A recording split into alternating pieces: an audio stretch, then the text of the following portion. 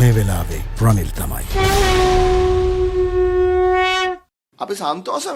We are glad that Sri Lanka was able to reach agreements with China and the official creditor committee, including India and Japan. We are not jealous of that.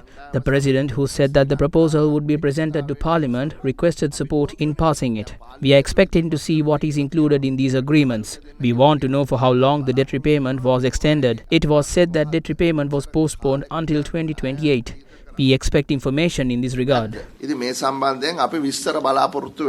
very important on what concessions our country gains from the ISB restructuring. Initially, we had asked, I think our target was to have at least a minimum of a 30% haircut. And at one time, the bondholders themselves had agreed on a 20%. They had come up to a 20% haircut. But what we are hearing is with the macro-linked bonds, which is linked to a GDP upside.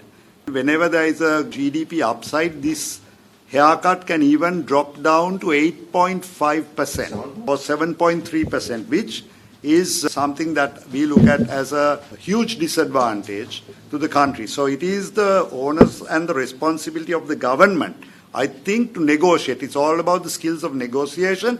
Bondholders also have a responsibility that Sri Lanka is taking a chance with a new innovative methodology for this restructuring, and Sri Lanka is changing, moving course, and that we request the government to cap this haircut at a 20%, that we should, because the bondholders already agreed that at any level, that at a minimum of 20% that they could do this. So at in a upside, it should be at 20%. And we should go on a 30% at the lowest. That is at the lowest, a 30% haircut. Because if you look at Ghana, Ghana has a larger component of ISBs rather than bilateral loans, but they got a 37% haircut. And Sri Lanka, even 30 is not good enough, but 30 is the bare minimum that this country should push for. So that is what we have to remember. That is where we can talk about good news for the country when that really happens.